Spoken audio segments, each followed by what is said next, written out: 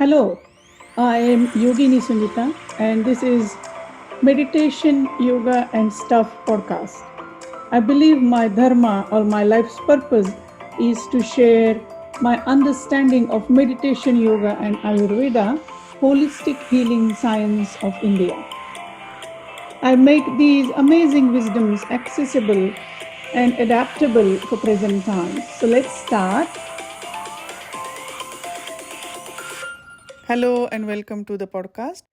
Today I'm going to discuss Ayurveda and Ayurveda's approach to the food. Ayurveda is a healing science of India, and Ayurveda has a very unique perspective about food. So let's dive into this.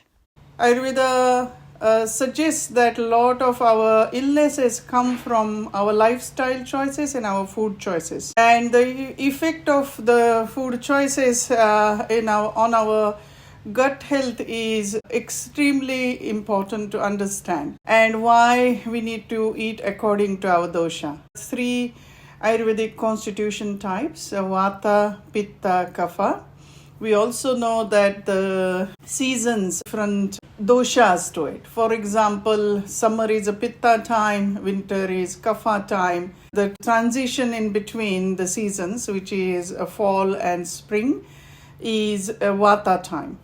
And so how do we know that? Because it affects us, like we get like colds and coughs and things like that during the transition time. And then in pitta time, the summer time, we get our system heats up.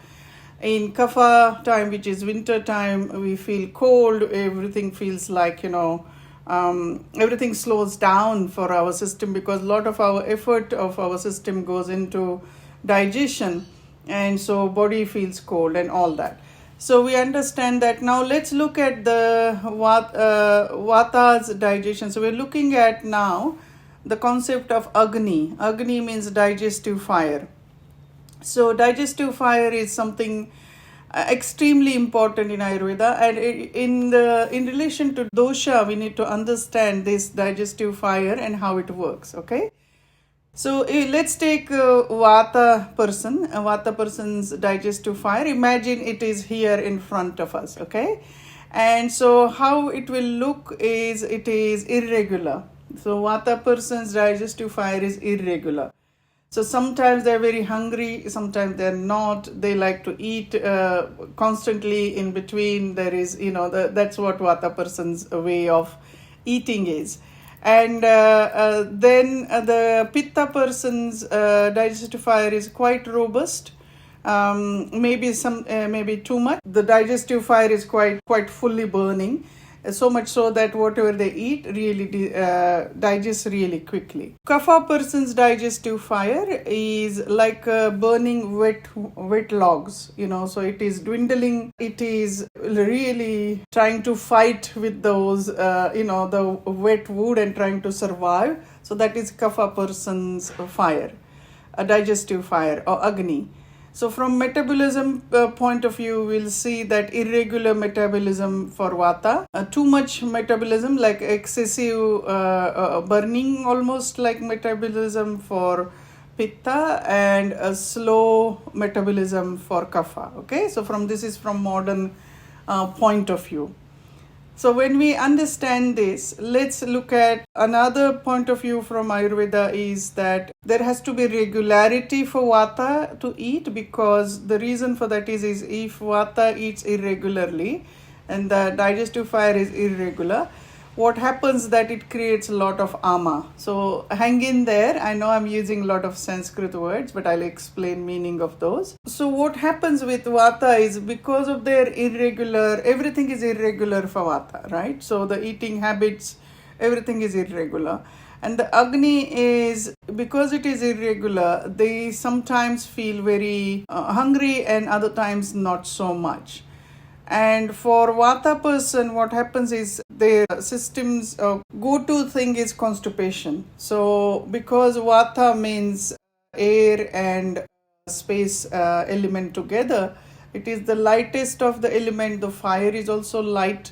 It is not very strong, so digesting things is a little bit difficult for vata. Side effect of their digestion is they are usually constipated, bloated, flatulent happening, and drying out. So the colon, the seat of vata dosha is colon, dries out fast, so that's why this is all happening for vata person. Now pitta person's digestion, as I said, it's robust, so they can digest anything. But another thing is, because having this so much strong agni, sometimes the side effect can be acid reflux, acid related things, like even hole in their gut, that kind of thing happens for pitta person. So excessive digestive fire, that's what happens.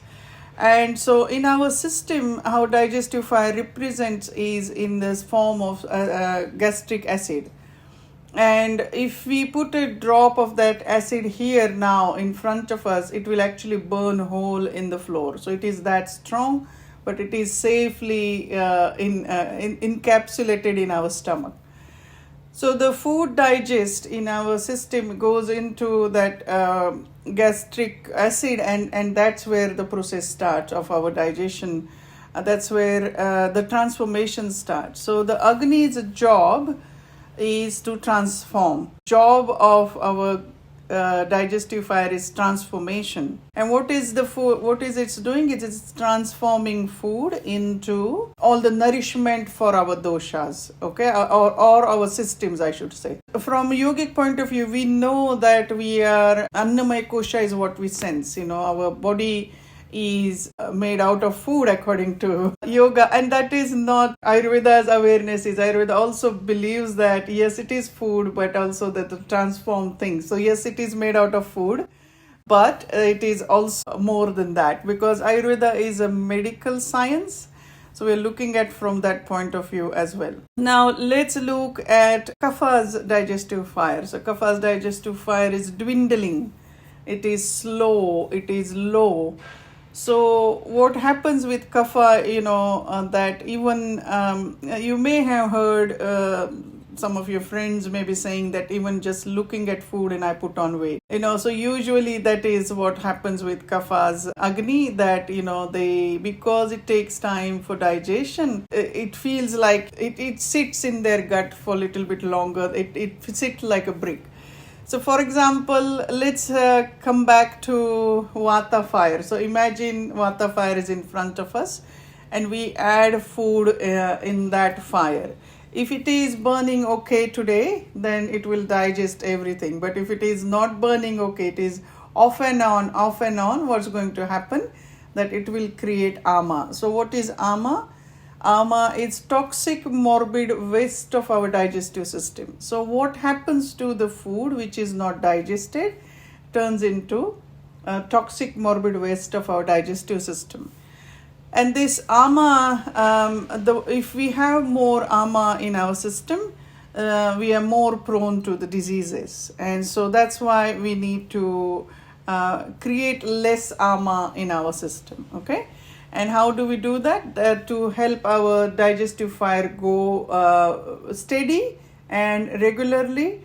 And so in Vata's case, what will be beneficial for Vata is eating meal on regular time. Now Vata person loves the crackly food. Vata person loves the snacking all the time, because their digestive fire is up and down. And so the word of caution for vata person is that having regular time is important. So if there is no regular time, then their digestive system suffers, okay? So how can we help vata person from Ayurvedic point of view? So what I do is I check what food they are having.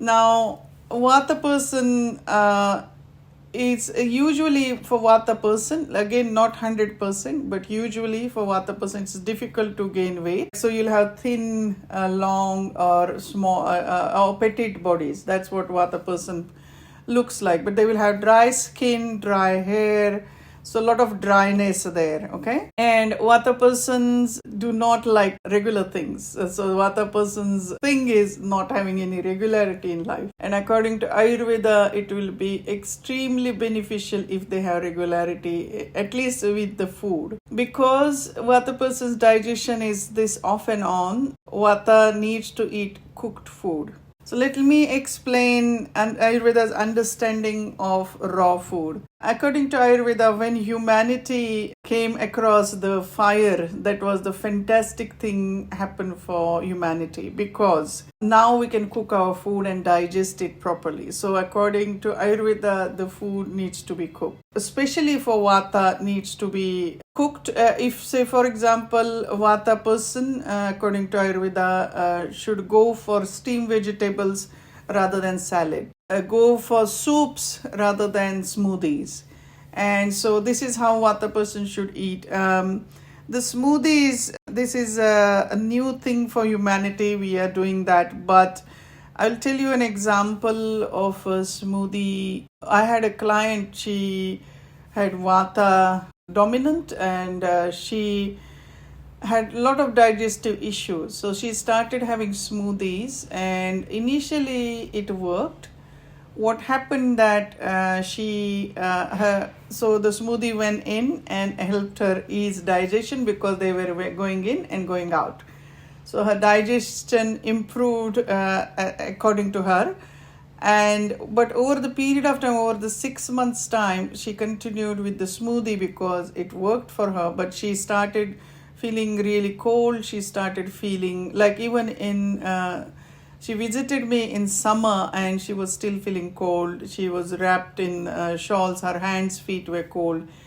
And so first thing we did was to change the smoothies into the cooked food. And it was important for her to have that at that point, because her digestive system was completely in collapse. Because whatever she was drinking was not really absorbing in her system. So just be mindful of that. This is Ayurveda's approach, and that's how I look at it, that Vata person should have cooked food, and they should also have a little bit more raw oil or ghee in their diet. So you will notice that in Ayurveda we do not cook with ghee. The reason for that is that we add the ghee on top of the soup or khichdi, half a teaspoon for pitta, 1 teaspoon for vata, and maybe just a little bit or not even a little bit for kapha.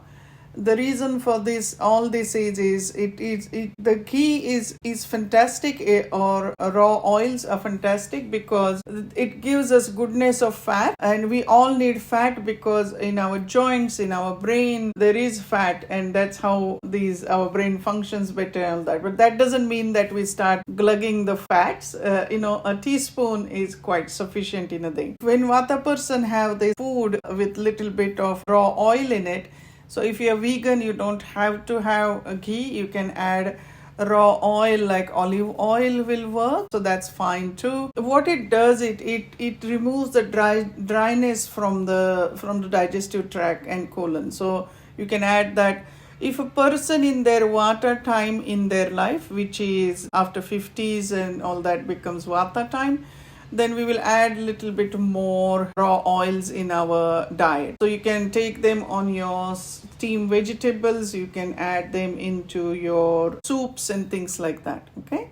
So this is Vata's diet. For for Pitta, we will encourage Pitta. So Pitta is heating body and sometimes too much acid in their body. So we will bring in the food which is again, Pitta needs to eat on time, because if not, then the acid reflux and things like that happen. And also sometimes Pitta may get headaches, and a lot of anger also comes out for Pitta.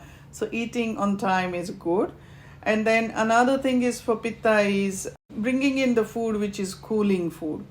So now Pitta's nature is such that they like intense taste. So I totally understand that. Understanding that, reducing spices will be more beneficial, especially in summer.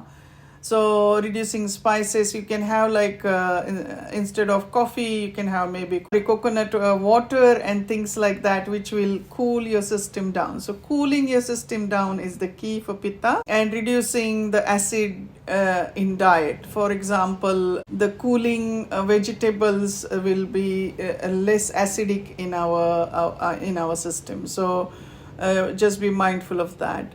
And then the kapha person needs to eat more spices and more. Basically, that we need to awaken kapha's digestive system.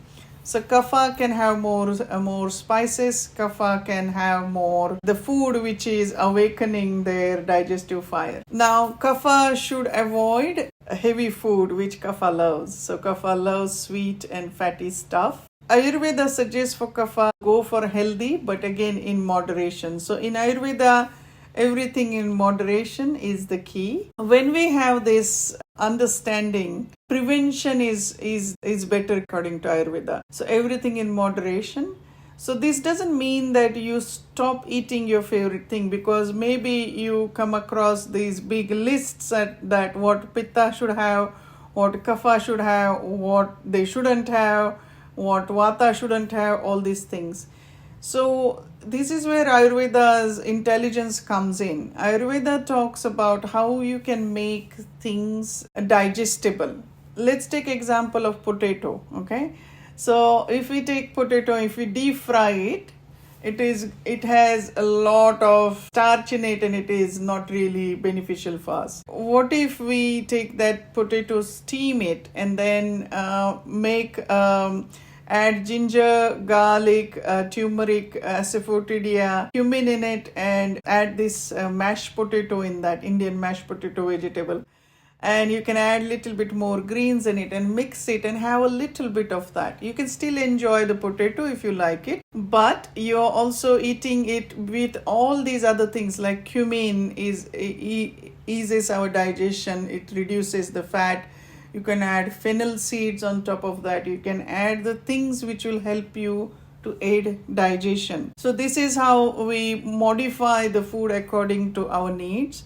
So just like we have dosha, the food has dosha as well. Let me explain a little bit. So let's bring in banana in front of us. Okay, so let's imagine there is a banana sitting in front of us. What do you think dosha is banana? So what we are observing is so when we peel the skin, what is inside is it is dense. What else? It is sweet, and when we hold it, it is heavy. So it is kapha. The reason for that is yes, it is goes into our system smoothly and goes down, but it is kapha. Notice look at the food, like see how dense it is, right? The banana is dense, it is sweet. So if you have cold and cough in your system, and if you have banana, it will multiply effect of cold and cough. Okay, but if you are in summer weather and if you're having cold, if you're having banana, then it will balance your pitta. Do you understand how Ayurveda's thought process is? Okay, nature gives us clear clues. We have to open our eyes and really see, and that's what the Ayurveda sages did. They looked at things around us. Okay, sometimes when we eat some food, its taste is different, but its effect on our system is different. So for example, let's take an example of lemon or lime. Lemon or lime, it's outside it is acidic, but in our system it's alkaline. So that's the beauty of lemon or lime. And Ayurveda, even then, Ayurveda says that the lemon is slightly heating than lime. So lime is tridoshic. It works for all three doshas, and it is alkaline in our system. So that's why when we squeeze a few drops of lemon in our water, it's actually quite nice to help us digestion. But it is also, remember, it is alkaline in our system. But that doesn't mean that we keep drinking that all the time. So moderation is the key. Just like we can have multiple doshas, we can have either one or two or three doshas. And similarly, everything in the universe has, like a living thing has doshas, and so there could be possibly two doshas in one thing. Okay, so that is highly possible. We're going to look at green capsicum now. Okay, this is going to be very interesting. So let's look at green capsicum, and we're going to chop it in the center and look how it is. So what you're seeing, and what dosha do you think this green capsicum is? Bell pepper, the green one. And if we chop it in the center and place it in front of us, how does it look? What we are looking at? So what we are noticing in this big green bell pepper is there is a lot of space there, right? And so a lot of emptiness there. So that means there is a possibility of a lot of air there, right? Because there is space and emptiness. And so this is vata bell pepper, right? The green one. So when we have green bell pepper, it will induce vata in our system. So it will increase vata in our system. Okay. Now let's take a red bell pepper. We're going to take a red bell pepper now. It has both vata and pitta dosha in it. The air inside plus the red color. So this is what I mean, like dosha, the food may have both doshas in it. Okay. So why we are trying to understand this is, it is important to understand this so that we can eat the food according to our dosha. So like increases like. So if this is red bell pepper, if we have it, a person with vata and pitta may get irritated with it. Over the period of time, the system will react to it. Okay. If the person with just the vata tendencies will get irritated by green and red as well, and pitta will get irritated, pitta system will get irritated by just the red one. Now kapha can happily have both of these, and they can have even the seeds as well, because it will increase their digestive system power. Okay.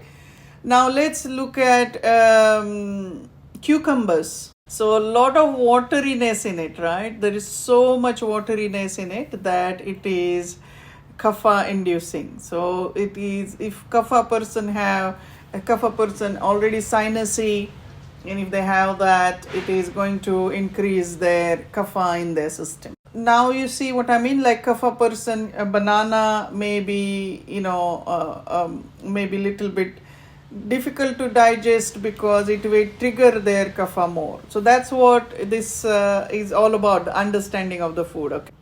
The way Ayurveda look at it, like also it is very intuitive science. So when we look at things like say banana or watermelon, what speaks with you first? Cucumber, there is no sweetness, there is a lot of water, so it is good for pitta.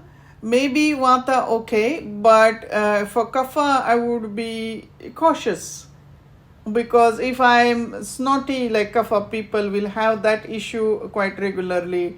And they will have kapha system, right? So if it is creating more watery effect in the system, then we will hold off that. Now another thing is also we need to consider is season.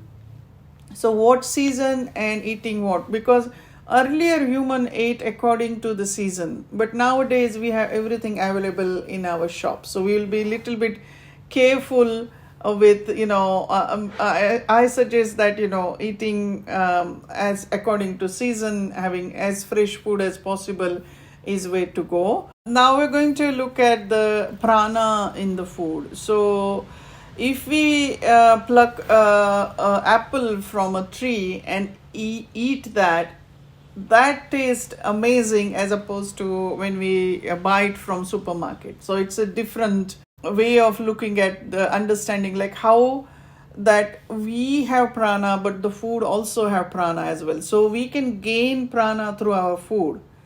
And this is where now we're talking about the energetic side of the food. So every food has energy. So let's look at the fresh fruits, which are very inviting, and when we eat it directly in a garden, it tastes really fantastic. Like we know that it is full of prana, as opposed to food sitting there for some time and then you eat it and it will have different taste. So it's the same apple maybe sitting in a fruit shop for many days in their freezer, and they bring it out, and then it will have different effect on our prana. So that's why Ayurveda is a science of relationship. So what is this relationship about? So our relationship with the food, first of all, the relationship of the food with the Mother Earth. So where this food comes from, how Mother Earth was looked after, was she was treated well, then the food will have better taste to it. Also noticing that if the food is cooked, who is cooking the food, what is their relationship with the food, what is their state of mind. Their state of mind matters. This is why Ayurveda suggests the mantra. The state of mind is very important, because that experiment the Japanese fellow did, the Japanese scientist, that he used a glass of water and he said only positive words in front of this glass of water, and he realized the crystals in the glass of water had beautiful shapes. And then he used different water where he just used word like anger, hate, and the crystals were literally broken.